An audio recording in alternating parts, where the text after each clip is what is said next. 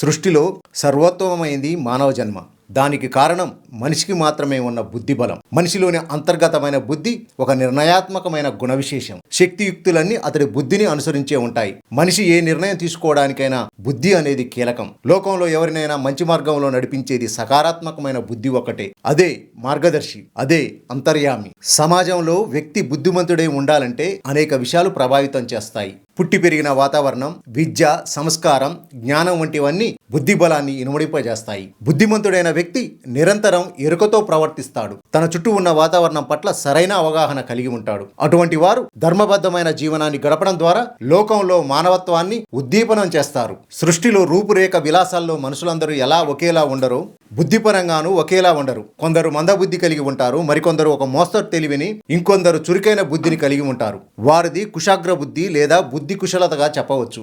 దర్భగడ్డి మొన ఎంత వాడిగా ఉంటుందో వారి బుద్ధి అంత పదునుగా ఉంటుందని అర్థం. అటువంటి వారు విషయాన్ని వెంటనే గ్రహిస్తారు, వేగంగా నిర్ణయాలు తీసుకుంటారు. జ్ఞానవంతులైన వారు ఎవరైనా ఇటువంటి బుద్ధి కుశలతను కలిగి ఉంటారు.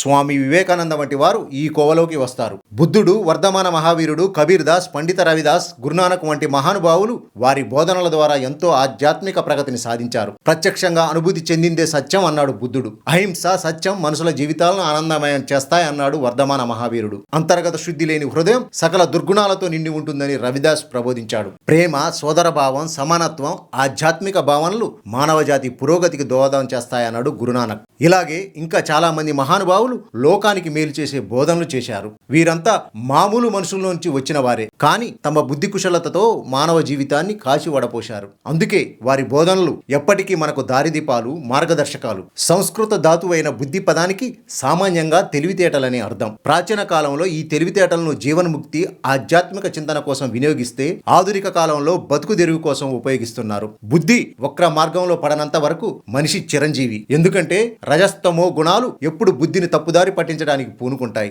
అందుకే వినాశకాలే విపరీత బుద్ధి అన్నారు పెద్దలు. దేశ కాలాలకు అతీతంగా మనిషిని నడిపించేది బుద్ధి ఒక్కటే, అదే మార్గదర్శి.